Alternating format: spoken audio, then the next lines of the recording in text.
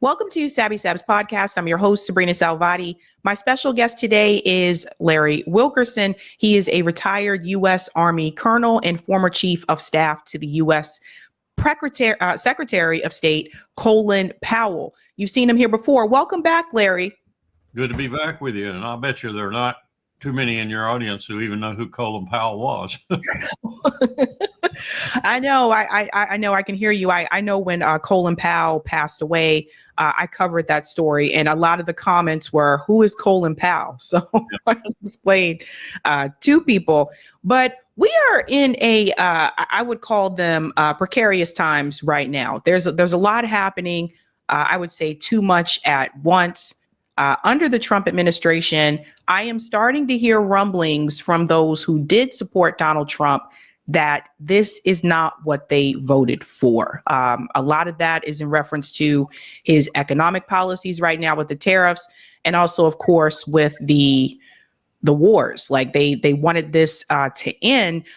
One person in particular who's been very vocal, and this is the second time I've seen her speak out against what Trump is doing, surprisingly, is Candace Owens. She said something recently about these the back and forth between Harvard and Donald Trump and free speech. I want you to hear this.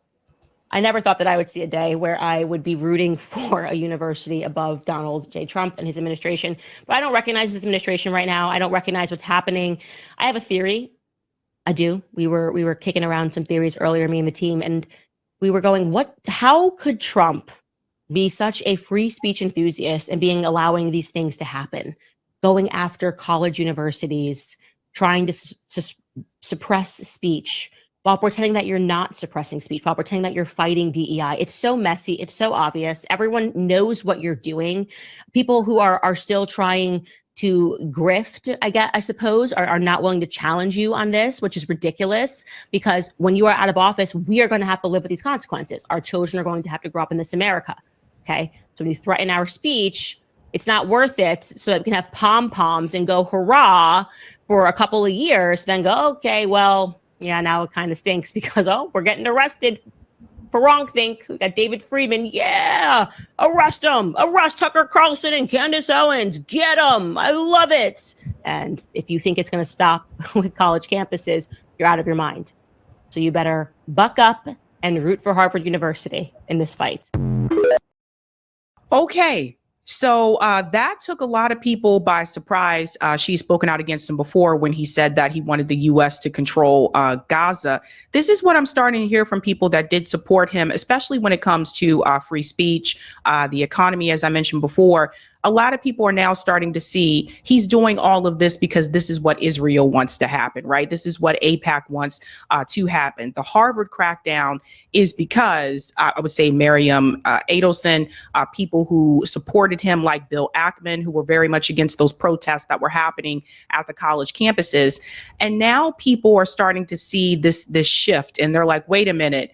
I thought this was supposed to be America first. So I want to ask you, the rhetoric that Donald Trump had about America first, are you seeing that in your opinion? And what do you think is happening here? I think she's right. I think she's precisely right. And I think it's particularly tragic because one of the last bastions of excellence left in the empire, in the United States, is its university system. And in the name of anti-Semitism, which is really laughable, risible, we're destroying it. We're destroying free speech, and we're destroying the, shall we say, the power of universities to set their own tone, their own rhetoric, their own debate within the scope of the Constitution and the law, which is quite a wide scope.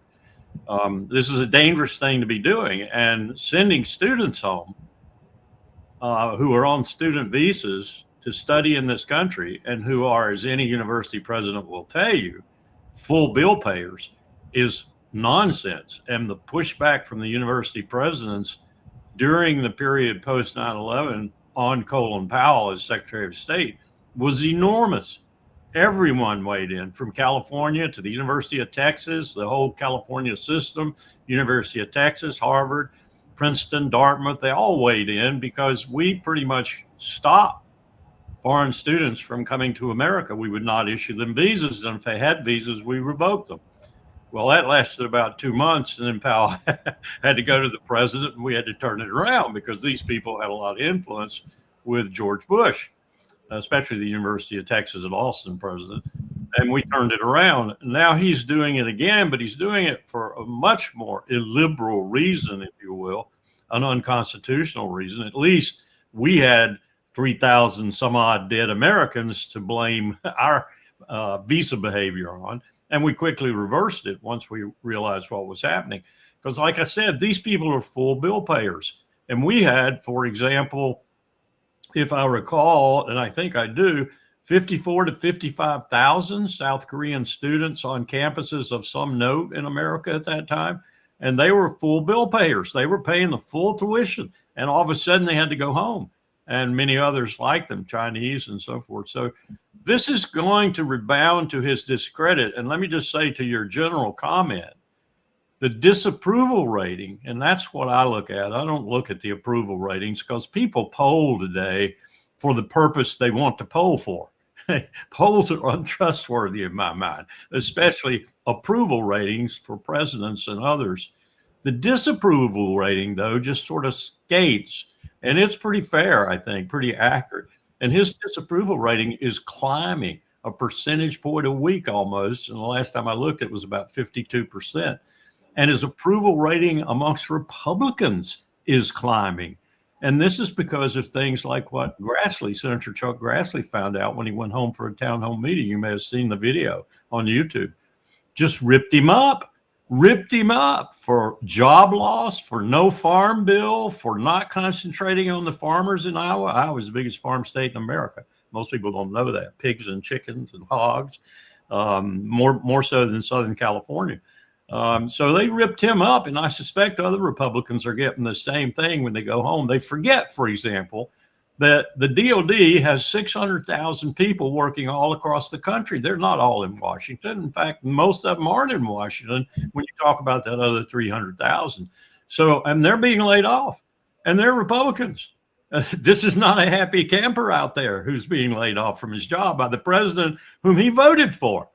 So it's getting to be a situation where Donald needs to pay attention. Otherwise, he's going to lose the midterm so badly that he will lose a lot of his grasp on government.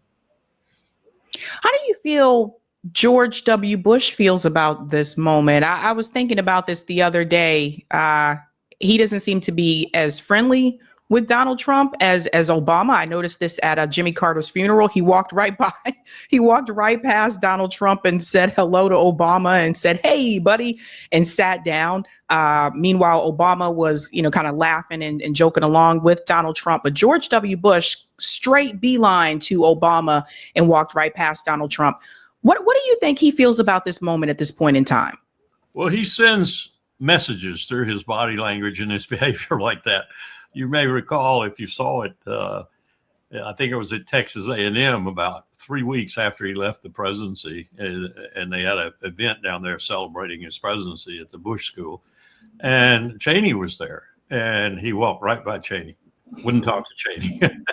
Made my heart feel good. But he's been, I have a lot of angst and bones to pick with George W. Bush, but I will say this. He's been the only member of the administration of consequence, his administration, that showed some contrition for the 2003 Iraq War. He actually wrote in his book, "Had I known there were no WMD, I would not have gone to war." That's as far as almost anyone has gone from the administration who was gung-ho for the war. And if you've seen his paintings, I happen to be exposed to an early exhibition of them at the new Veterans Memorial Center in Columbus, Ohio. Beautiful center. If you haven't been there, you should go sometime. It's just beautiful. Pays a lot of homage to all the good aspects of the military. He had an exhibition there of his paintings, one of the first ones. And all you had to do was walk around and look at those paintings, many of them of GIs, and you understood that his heart hurt for what he had done. So I wouldn't put it past him to walk by Trump. He probably despises the man. I can see that. It's really interesting. Like I said, more people just speaking out, being a little bit more vocal. Even when we look at the economy, I did forewarn people early on about the tariffs and how that could impact us. It was just reported that thousands of factory workers lost their jobs because of the tariffs. We're talking about Volvo, Whirlpool, et cetera. Factories in Pennsylvania, which was a state that Donald Trump won, swing state there. So what I've been trying to get across to people is that that's not America first. That's hurting workers. This is not we're not reaping the benefits of this. And I'm hoping that more people will wake up to that and realize, whoa, what's really happening here? We think that billionaires are controlling a lot of things, but also the way that Trump's administration has been able to implement executive orders to protect Israel is just astounding in my view.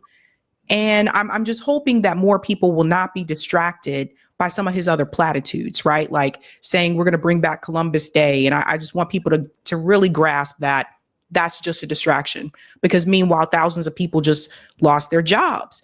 And we really can't compete with China in that sense, in my opinion, because we don't produce much here in the United States. We need China. We need Mexico. We need Canada. A lot of the products that we sell in this country, we get the materials from those countries. And I think people are now starting to see that. Do you think back on it, like when Donald Trump made that statement, like, I am going to implement these tariffs on China? Do you really think he thought that was a good idea, or you think he was just bluffing at first and then said, oh, God, I guess I have to go through with this? I think he's combining his own knowledge, if you will, of the business world, which is, I'm told increasingly by people who know him, not all that deep and not all that wide.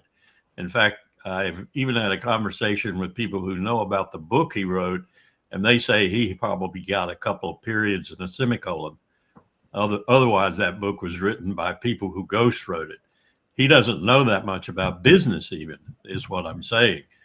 So his tariff and other economic moves have been guided, if you will, by people throughout the administration, principally in the financial sectors, but they've been guided in a way in accordance with this lack of knowledge, even ignorance, I would say, that he has of global finance and global business.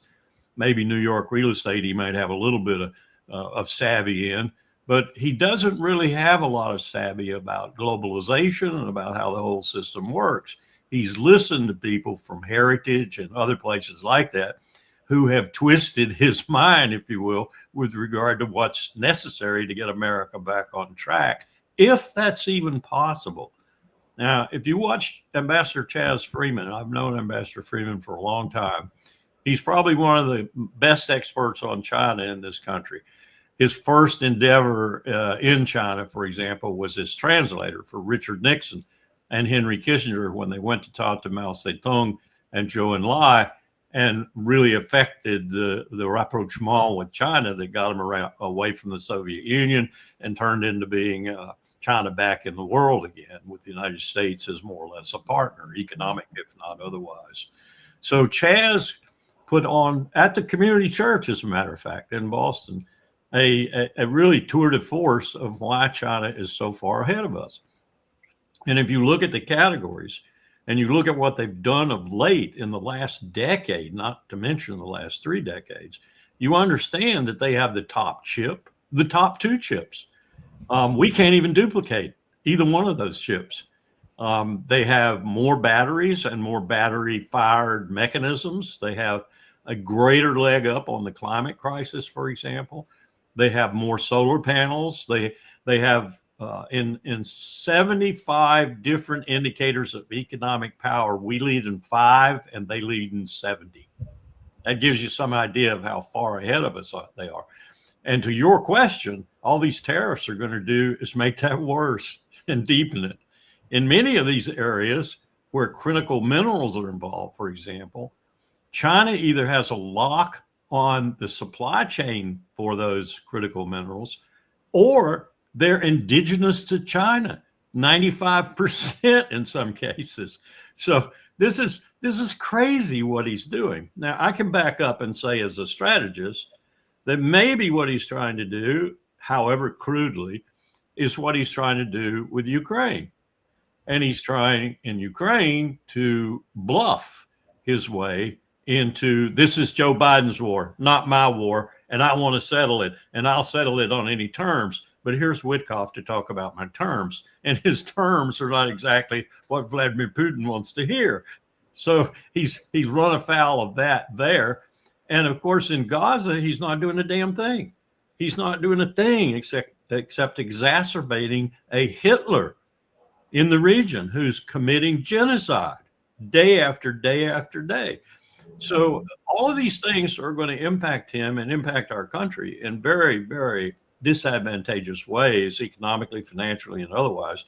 We're losing any shred of reputation we had left in the world for humanitarian law, for humanitarian feelings, for pushing things like the Geneva Accords or Helsinki Agreement. We're losing all that.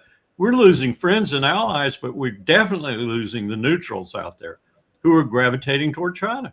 They're gravitating toward India. They're gravitating the other direction because they see us as a lost case, a hopeless case. And even in the case of two very, very formidable countries who've protected us by their benignness for so long, Canada and Mexico, and in terms of trade, we're losing them. We're losing them. The whole Canadian political situation is turned over because the one who should have lost this coming election is going to win it probably because of his opposition to Donald Trump. That's what they've done to Canada. We've reversed the political scene in Canada. And I suspect Mexico is not going to be much different, too, in the long term. And look at Panama and Greenland. They've been threatened with military action. This is just in the Gulf of America. Come on, man. Remember that song? In 1814, we took a little trip. We didn't take a little trip down to the Gulf of America. New Orleans was on the Gulf of Mexico. It's a mixed bag, but it's a mixed bag principally because I think Donald Trump doesn't know what he's doing about 75% of the time. I can see that as well. You mentioned Ukraine, and I want to bring this up here because this is another one that people are starting to scratch their head around. Here is Pam Bondi, White House Press Secretary Caroline. Right. She says that Trump is growing frustrated with Zelensky and Putin. I want you to hear what she said here in this press conference. Caroline, can you tell us more about the meeting between President Trump and President Zelensky over the weekend? Did that meeting change anything? Did Trump leave that meeting thinking any differently about negotiations and next steps on this? Look, the president talked about this after the meeting himself yesterday when he took questions from reporters on Air Force One. He thinks that he is increasingly frustrated with leaders of both countries. He wants to see a permanent ceasefire. I understand Vladimir Putin this morning offered a temporary ceasefire. The president has made it clear he wants to see a permanent ceasefire first to stop the killing, stop the bloodshed. And while he remains optimistic he can strike a deal, he's also being realistic as well. And both leaders need to come to the table to negotiate their way out of this. And I do think that the president meeting with President Zelensky shows that he is exuding a lot of effort and time into this because he wants to be a peacemaker president, which he was in his first term. He intends to do that again. And this is an incredibly difficult situation and conflict that President Trump inherited from President Biden, who allowed this war to start in the first place. But he's focused on solving this problem. So one of the things she said there is that this all started under Biden, but we both know that Trump also. It's a lie. Trump was president for 4 years, I think. Right. He was giving Ukraine weapons as well. I mean, it's interesting how people forget. But this is something that Donald Trump did run on, that he said I would end that war on day one. Here we are. It's April. What is the holdup here with Russia and Ukraine? The holdup is principally four issues. One is inter-Ukraine relations. That is to say, Kyiv with the four provinces and the Russians in those provinces that Kyiv was oppressing beforehand. The reason Putin started the special military operation, in addition to the fact the U.S. was going to put missiles there that could hit Moscow. So That's one thing. Second thing is the relationship between Kyiv and the EU. Third thing is the relationship between Kyiv and Washington. And the fourth thing is Kyiv and Moscow. This has been a war between the United States and Russia, not Ukraine. Ukraine has been the bloody lackey of NATO and Washington, principally in NATO, Berlin, London, and Paris. So Ukraine has been caught in this cauldron of death and destruction because of us. You can't blame Putin for it because he tried for years, arguably from 2004 on, but certainly to 2014 on, and came up with solutions again and again and again to not go down the route of the war. And we rejected it. The most dramatic of which was in Istanbul when Zelensky actually signed the document that would have ended the war about 30 days after it started, with very little death and very little destruction. And Boris Johnson, on our direction, went and talked him out of doing it. So this is Washington's war with Russia, with Ukraine as the bloody proxy thereof. Zelensky invested himself personally in this situation. He needs to go. He needs to go tomorrow. He needed to go yesterday. Putin has won. He's won so dramatically that they destroyed the last remnant of really good soldiery in Ukraine, in Kursk. They just closed that operation down. They killed about 75 to 80,000 of the very finest troops Ukraine had. Slaughtered them, all of them, either prisoners or dead. It's over for Ukraine. And Trump acts like it's not. And Zelensky acts like it's not. And Starmer and Macron and Merz in Germany act like it's not. Hell, Merz is talking about sending Taurus missiles, which will be a casus belli for attacking NATO directly for Putin. This is a disaster if Trump doesn't get it shut down really fairly quickly. Lavrov and Putin are in no special hurry because they have won and won decisively. And Trump needs to understand that. I think his emissary, the only man in this administration that I have any respect for and any trust in the ability to negotiate, not a diplomat, but he's learning fast, is Witkoff. And look at what he's got Witkoff doing. He's got him doing Gaza, he's got him doing Iran, and he's got him doing Ukraine. Marco Rubio might as well go home. There's no Secretary of State. Witkoff is the Secretary of State.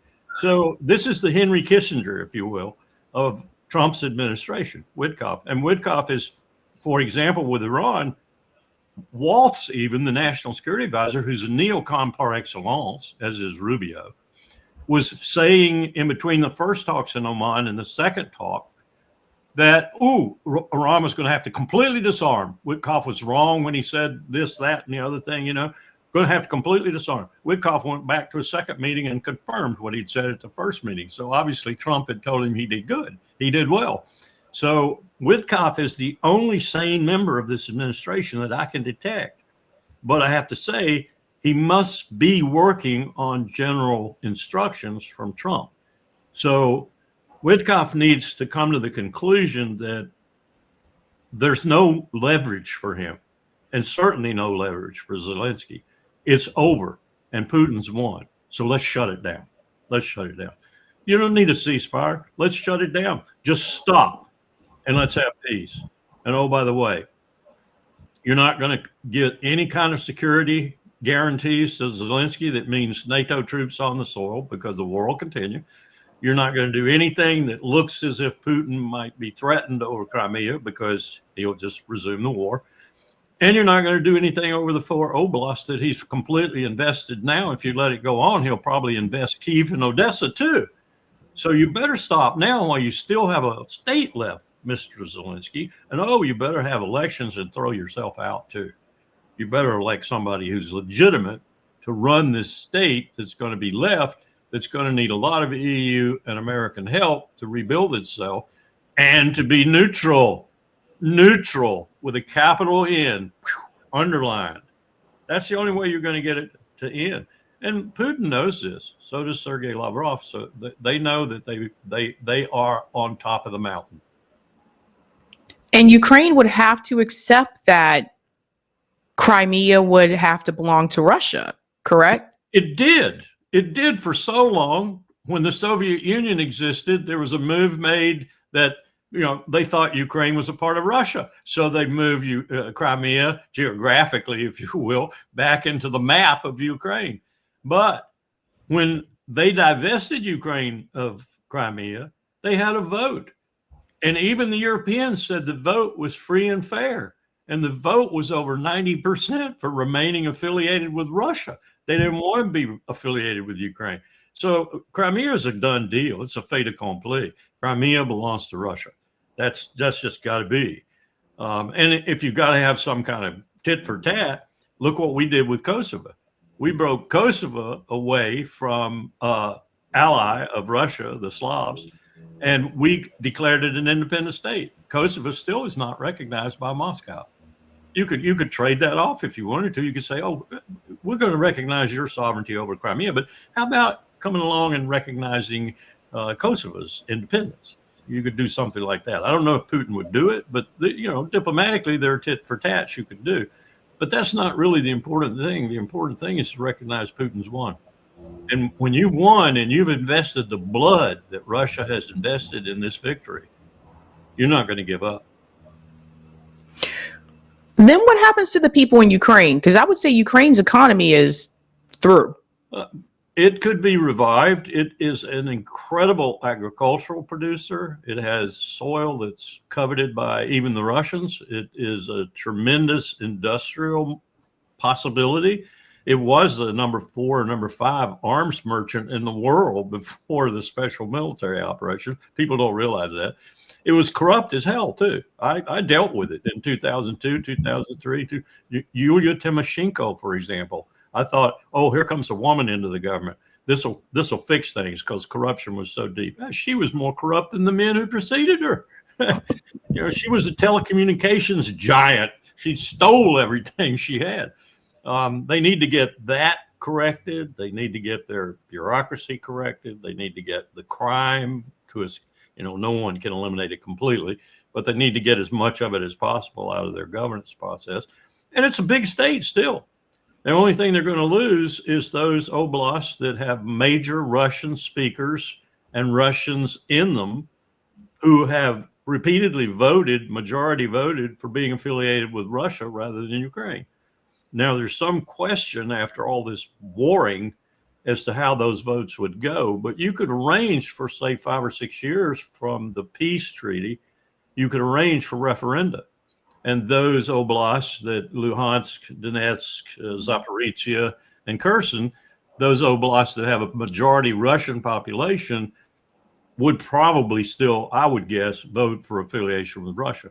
Because what Kyiv was doing was it was telling those people who spoke Russian, who were Russian in those provinces, the dominant populations, you can't teach your children Russian. You can't educate your children in Russian history. You can't do anything Russian. You have to do everything Ukrainian. You have to learn the language. You have to be Ukrainian. You can't be Russian. You can't have any kind of Russian affiliation. And they sent people out there. This is 13, 14, and 15. They sent people out there to kill you if you didn't correspond with that. So Americans don't know the history of this conflict. The history of this conflict is despicable. It was all started by us in 2004, 2005. I was there. And it was really deepened and made more profound in 13, 14, and 15. And Putin kept trying to stop it. He kept trying again and again and again to prevent war. When he did go to war in February, he had no other alternative. That's the way he felt, because no one would listen to him. No one would do anything. And oh, by the way, we were threatening to put missiles, not threatening, we were saying we were going to. As soon as Ukraine became a NATO member, we were going to put ballistic missiles in eastern Ukraine that could hit Moscow. Kind of like when, remember, the Soviets brought missiles to Cuba in October 1962? That's what we were going to do to Russia. So he had every provocation for this conflict. I don't excuse his going to war, but I as a soldier, if I were in his shoes, I would have too, confronting that situation. Then there's the possibility of him trying to reach this deal with Iran. And to me, the scariest thing is for us to have war with Russia or definitely Iran. And some people are concerned that American troops could be involved here because Donald Trump said that if there isn't an agreement met, it could be possible for war with Iran. I would assume he doesn't really mean that, or he doesn't really want that to happen. But still, what happens if Iran doesn't like the agreement that Donald Trump lays out? Well, I think this is one area, I may be wrong, I hope not, but this is one area where I think Donald Trump is sincere when he says he doesn't want war. However, as we've seen with Pete Hegseth, Secretary Hegseth, in the last week, there are people who do. There are people who do badly. One part of those people is a portion of the Pentagon that is sort of in league with the Central Command commander who wants war. He wants the war. He planned with Jerusalem for the war. He wants Israel to have its war. Israel wants him to have his war. They want to have the war jointly, in other words, and they want to march on Iran, so to speak. They want to start with an air campaign, and if it's necessary, they want to follow up with ground troops. And this general, this U.S. general in charge of Central Command, is all for this. So he's in league with some people in the Pentagon who are trying to unseat Hegseth because he's following Trump's orders and not being for a war with Iran. There are other people who want to unseat Hegseth because they see him as not capable of managing the Pentagon. And remember, we've had, this is a really negative development. We have had one Marine general as Secretary of Defense for the last, 8 years or so. We had Mattis with Trump in his first term, and then we had Austin with Biden in his term. 2 4-star generals. That corrupted the Pentagon majorly. They do not like having a civilian now. I don't care what anybody thinks of Hegseth. That's part of the angst in the Pentagon. They're trying to get rid of him. That's what you're seeing. They're trying to get rid of him. I don't think Trump wants a war, and I think he's given Witkoff his head in this one. Remember what happened on the first meeting in Muscat, Oman? Witkoff essentially told the Iranians that what he was interested in, what Trump was interested in, was their nuclear program. He talked about the other things like ballistic missiles and such, but mainly he focused on the nuclear weapon. That's the real threat. Then he came back to the United States, talked with Trump, and Trump's national security advisor went out and said, that's never going to happen. Iran has to completely disarm. No uranium whatsoever. Nothing to do with the non-proliferation treaty. Iran, look at this now. Here's the truth. Iran is a signatory to the non-proliferation treaty. Iran is a signatory to the additional protocol. It's a signatory to the safeguards agreement. It is compliant with every aspect of international law with regard to its nuclear program. What is Israel?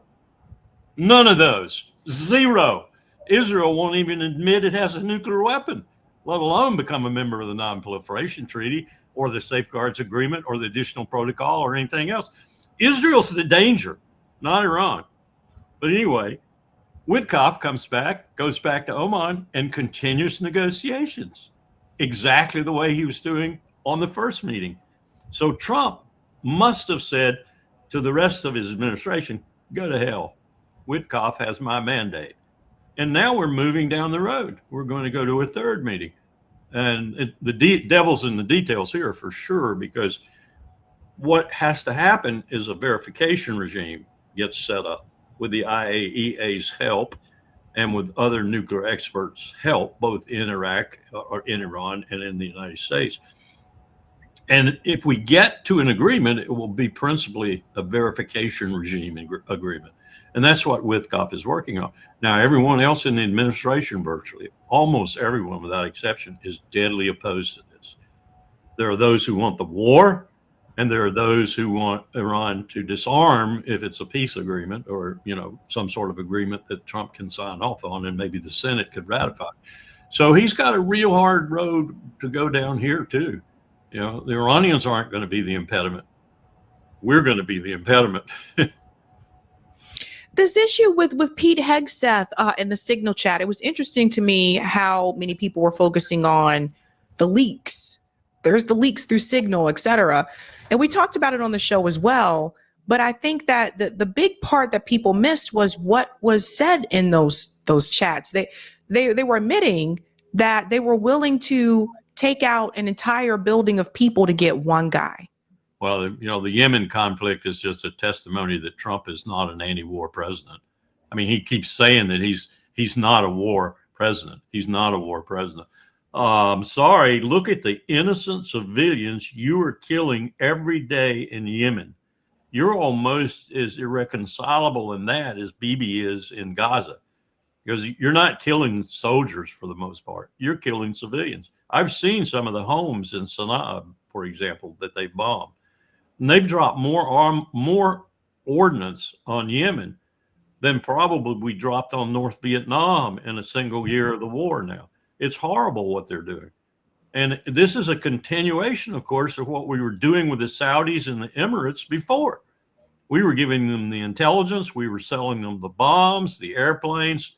We were doing everything but dropping the bombs ourselves. Now we're dropping the bombs ourselves. This is sick. This is truly sick. And he acts as if this is just a bunch of raghead sheep herders. This is Yemen. These people don't count. And we're killing them. We're killing thousands of them.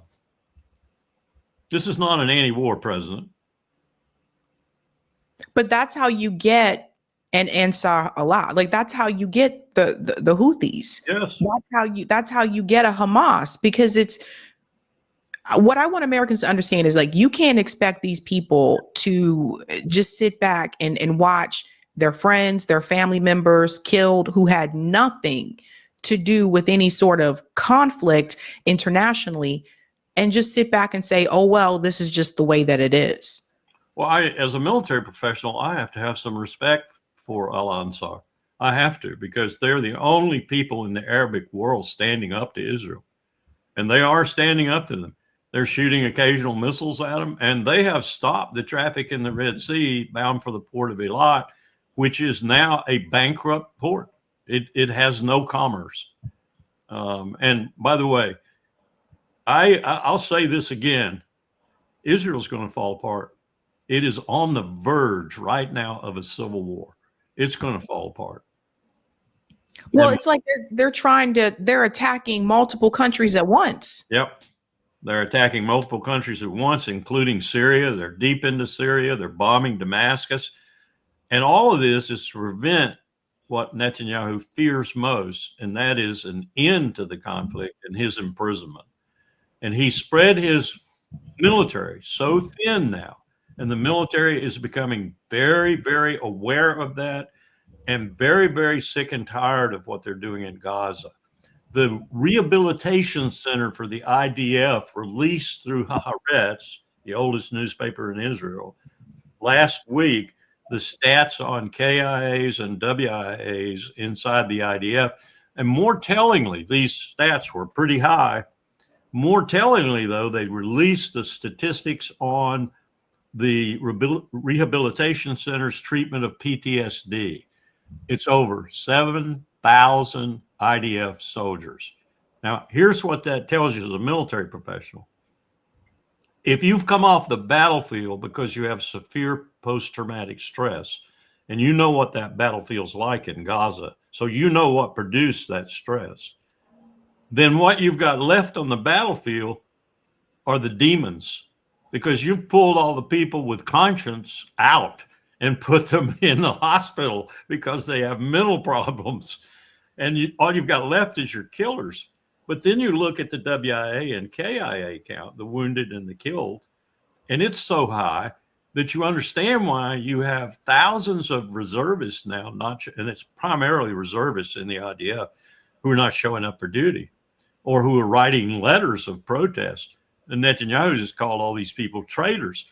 You even have the famous 8200 unit, the intelligence unit, that submitted a letter.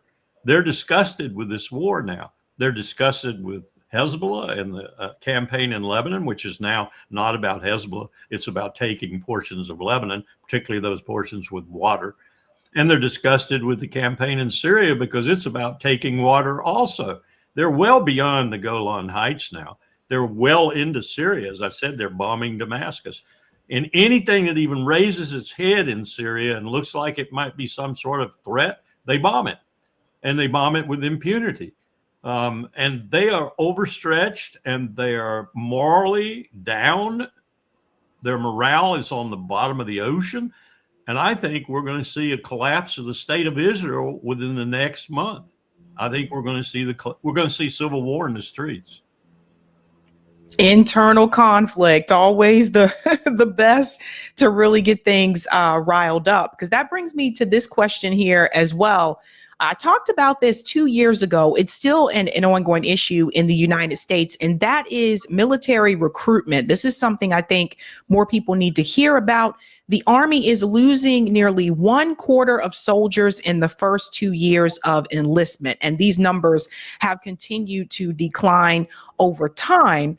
To add along with that, there is also a drop off of the number of 18-year-olds. I don't think people realize that once we get past 2025, going into 2026, the number of 18-year-olds, you're going to see a significant decline. Yes. Because if we go back, we count the years to 2007, we all know what happened in 2008, the 2008 housing crisis, right? So a lot of people weren't having kids. Yep. So what do you think? Because my fear is that Congress is going to try to reinstate the draft. Trump was asked this question in a more or less ambush type interview, and he turned on the reporter and he said, "Where'd you get that?" It was a CNN reporter, I believe. He says, "Where'd you get that?" Because he had insinuated that recruiting was down. "Where'd you get that? Where'd you get it?" "No, recruiting is wonderful. Recruiting is terrific. We got the greatest armed forces on the face of the earth and the greatest men and women. And the recruiting is excellent. It's superb." Well, if he believes that, if he wasn't just outright lying, if he believes that, they're lying to him. Because as you just pointed out, it's abysmal. The Army hadn't met its goal in about 4 years. The Navy hasn't either. The Air Force barely had and fell short 2 years in a row. The Marine Corps is the only service making its goals, but barely, even with the Marine Corps, and it's a small service. Here's what's happening. In addition to the demographic wedge that you're talking about, and that article, if you went deeply into it, you'd find out that there were other details in there. The Army created, it's hurting the worst, Navy the second. The Army created 2 programs. One to teach the test. We know all about teaching the test. That's the test you have to pass to get intellectually into the Army. And the other one to take fat off of you, because, you know, most of the recruits who come in are obese, or at least too heavy to pass the physical. So the Army created these 2 programs. Well, that article will tell you that in that 25% that was lost at the end of their second year of enlistment, many of them were from these programs. And yet the Army was saying these programs are a resounding success. They're passing the intellectual qualification test and they're losing their weight. And so, well, they got out. So something's wrong with these programs. It didn't teach them how to stay in. That's the most important thing, retention. And retention was pretty damn good there for a while. About 3 years ago, it was coming off the charts, which itself was causing a problem because you were graying the military. And you don't need an old man military or an old woman military. You need a lot of young people in there, at the bottom at least. And we were graying it because so many people were staying in. And they were staying in at that time because the benefits were so good. Get a college degree, other things they were staying in. But now that's kind of disappeared. And the attractiveness of the service has disappeared. And I saw a poll the other day that had some really interesting answers on it, one of which I remember verbatim almost. Young 21-year-old, 2 years associate degree. And they asked him, would he have any interest in going into any of the services? And if so, which one? And he said, no. Why would I want to go into a service that's going to fight a war with a country with whom I'm not at odds, whom my country should not be at odds with, and whom we are only doing the war for the military-industrial complex? Why would I want to do that? Why would I want to die for Lockheed Martin? Pretty smart young man. Yeah, I think it's very well said. And I again, my biggest concern is that when I see these videos of Ukraine pulling men off the street that are in like their 40s, like telling them they got to go fight, this trend will continue, because let's fast forward past 2008 and let's jump to the pandemic. Here, once again, we see another birthing decline, right? Like, I think more people were trying to have kids after the pandemic, but during the pandemic, they're just like, whoa, we don't know, we don't know what's happening here. We don't know if we're going to keep our jobs because of the economy, et cetera. But what we are continuing to see is there is a decline with the birth rate, particularly in this country, but not just this country. There was an article about Japan. They said it's hard to find babies in Japan now. Like it is happening in other countries as well. And I wonder too, because Donald Trump said he wants to give people $5,000 to have a baby or something like that. Sometimes I wonder if like the real reason that Donald Trump and Elon Musk want people to have kids is because they know what we just talked about, that the future of the military depends on it, but also in some cases, the future of the labor force depends on it. That's true. And you asked about a draft earlier. Would we go to a draft? There's no way we go to a draft. I've been working on that for 25 years with the All Volunteer Force Forum. And we had 2 commissions, one presidentially appointed, one congressionally appointed. There's no way a Congress will institute a draft. First, they just don't want to do it. It's a political third rail, if you will.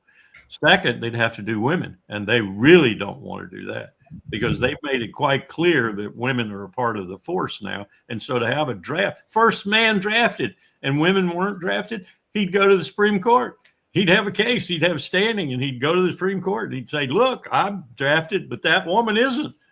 And the court would have no choice but to go along with the social mores, which are that women will serve. I don't care what Pete Hegseth says.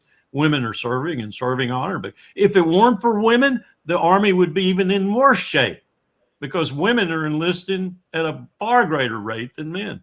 So if there weren't women going into the Army, it would be in terrible shape, absolutely abysmal shape. But we won't have a draft. We simply won't unless someone attacks us. Then we might have a draft. But that's the only way. One senator said to me, Larry, when the enemy's on the beach, that's when we might think about a draft. I said, Senator, that'd be too late. That'd be too late. You can't train an army up in a week. But that's another issue altogether. I wish we didn't have to have a draft, but I think it would be healthy for the country because I think it would be an impediment to war, not an accelerator. Right. Oh, go ahead. I was just going to say that's what brought Vietnam to an end, was families and others who were angry as hell at the Congress for putting on Vietnam. And that's what I was going to jump right into is the Vietnam War. Like for me to go back and watch the video footage of the war and what was displayed on, just imagining that being displayed on people's television screens. I think what they didn't account for in the future was social media, because we basically saw the images and the videos that we saw in Gaza. We saw them via social media. So it wasn't on our TV like it was for the Vietnam War, but we had other means to see those images. And thank God for them, because I think Americans are waking up to that atrocity now. And it's been mostly social media because we've tried to keep it off the mainstream media, or worse, the mainstream media has been complicit with Israel. Yeah, they're all in the same camp. And I did notice one thing, though. I noticed that after Trump became president, all of a sudden, some of the, I guess, left-leaning correspondents, corporate media correspondents, all of a sudden wanted to go and talk to Palestinians. Yeah. I saw CNN do a segment where they went to Dearborn, Michigan, and they said, we went to Dearborn to see how these Palestinian Americans, how they feel now that Donald Trump's in office. You didn't go talk to them. You didn't want to talk to them before. Yeah. Well, I'll give you a perfect example of the American media. I was getting calls from MSNBC, Chris Hayes' show, other shows, almost weekly when Trump was in office. But the moment Biden got in office, not a single call. Because I was criticizing Trump and they were afraid I'd criticize Biden. Very, very interesting. I think that, like, when was the last time that you were invited onto corporate media? Probably 4 or 5 years ago. And I got a call about 3 weeks ago because I had said that one of the things Trump was doing that was most vital, most important, was talking to Putin, and Putin and Xi Jinping talked, and they were all talking about reducing nuclear arms. And so Chris Hayes' show called me and wanted me back on. And then all of a sudden, they didn't want me. I'm sure they checked some of my statements with people like you. And they said, we can't have that crazy lunatic on our show. He might say something about Gaza. Do you think that some of these people, like some of these commentators, behind the scenes, like off camera, do you think that they also may have some anti-war positions, but they just know that they can't say it on camera? I know they do, but they don't want to lose their jobs. And in this environment right now, you lose your job pretty quickly. You say anything that is against Israel, you'll be accused of being an anti-Semite first, and then you'll be eliminated, probably by your own leadership. What do you think of these books that are coming out now all of a sudden? There was a book that was written by two authors. They were doing a podcast tour talking about what really happened and why Joe Biden took so long to get out of the race, and that Obama did not want Kamala as the candidate. That's one book. Jake Tapper also has a book about Joe Biden, blaming it all on him and saying that it's all his fault because he took so long to get out of the race. What do you think the goal is here? I think the Democratic Party is in total disarray. I really do. I think it's been building for some time, but Biden put the final touches to it. And here I'm a Republican watching my own party self-destruct and come together again under none other than Donald J. Trump. So I have no room to argue about, political integrity. But I do think I campaigned for President Obama. I left the Bush administration so sick and tired of George W. Bush. I went straight to one of his speaking events in D.C. and I said to him, I'll campaign for you. He said, who are you? I told him who I was. He said, welcome to the team. And, that was my obeisance, if you will, to the fact that I thought George W. Bush had really screwed up badly. And I was willing to help someone who spoke as eloquently about peace. I mean, he got the Peace Prize within 6 months of that. And then I kind of got disenchanted with him when he went to war so often. Met with him in the White House his last term 1 year before it ended. And this is no kidding. Sitting in front of the president in the Roosevelt room, he said, these are his exact words, there's a bias in this town toward war. And then he went, John Kerry, his Secretary of State at the time, was sitting right beside him. He then went on to tell us why he felt like he had been captured by that. And I'm sitting there, I teach this at William and Mary and George Washington University at the time.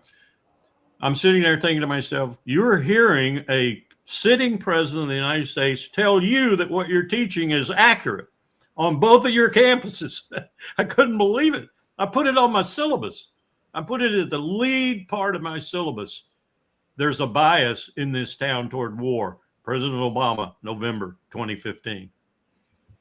And I couldn't decide, was he talking to me? Was he talking to himself? Was he talking to John Kerry? John Kerry was advocating for troops on the ground in Syria at that time from his position as Secretary of State. Was he talking to all those parties? And I went outside. General Paul Eaton was there with me. We went outside into the West Wing entry and we said, who is he talking to? And we both agreed he was talking to all those entities. He was talking to us. He was talking to John Kerry, telling him, back off, Mr. Secretary. And he was talking to himself and philosophizing about how he had been trapped. And interestingly, I think it was quite clear he felt like he'd been trapped into Libya and that debacle in Libya by two women, Hillary Clinton and Samantha Powers. Who makes the decision to go to war? We know the Pentagon, but who says we are going after this country? It is supposed to be a formal, this is what I teach. It is supposed to be, according to the act Congress passed in 1948 after World War II, it is supposed to be a decision made by the President of the United States in the statutory National Security Council and codified in a National Security Decision Directive saying, I'm going to war, and here are the reasons, and this is the country I'm going to war with. And that has happened more or less in every instance since 1948, except for the 2003 war with Iraq. I defy you to find a presidential decision document saying we're going to war with Iraq. George W. Bush just did it. But that's how it's supposed to happen. Do you think that in particular, when it came to Barack Obama, because he did run on ending the wars, I remember him talking about this when he ran in 2008, that we need to end the wars in the Middle East. Like he talked about everybody having health care. And then, of course, he won, he got into office, and I was like, oh my God, you're just like everybody else. Like, I'm like, you're not going to be any different either. I almost wept at his first campaign speech that I attended in person. And I can tell you this, when he was elected, Colin Powell wept like a baby. What? Colin Powell wept like a baby when Obama was elected. Wow. First of all, I think because, as we discussed afterwards, because he was a black man. And Powell didn't think he'd ever see the day that a black man was elected president of the United States. And that just blew him away. But most of all, I think it was what Obama said about how he was different than George W. Bush or any other previous president. I mean, he got the Peace Prize for a reason. Turned out it was not a very good deal, but I mean, Libya really, I think he showed genuine contrition, anxiety, and even sorrow in the Roosevelt room when I met with him about Libya. I think he knew that was a tragic mistake. And Hillary Clinton, having said what she said, was just doubled down on the tragedy. She said, we came, we saw, and he died. About probably the most impolitic diplomatic remarks ever made by an American Secretary of State.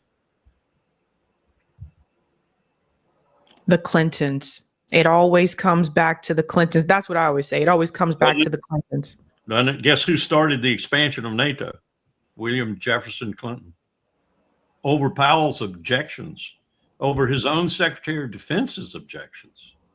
Bill Perry left the administration when it got out of hand. It's crazy. That's crazy. Larry Wilkerson, thank you so much for your time. Where can people follow your work? Podcasts like yours. That's the best place. Judge Napolitano, Danny Haifong, Nima Al-Krashid, Dialogue Works, a host of them. Like, I figured out you guys are the most powerful entity in America, media-wise. Oh, thank you. No, you are. You're the only people telling the truth. Oh, thank you. Thank you so much. I feel like a lot of people either have been silenced or like Whitney Webb is a very powerful voice.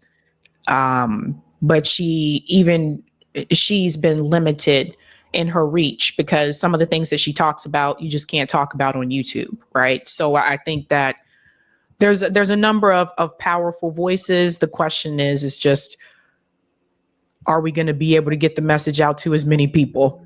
Yeah, that's the problem.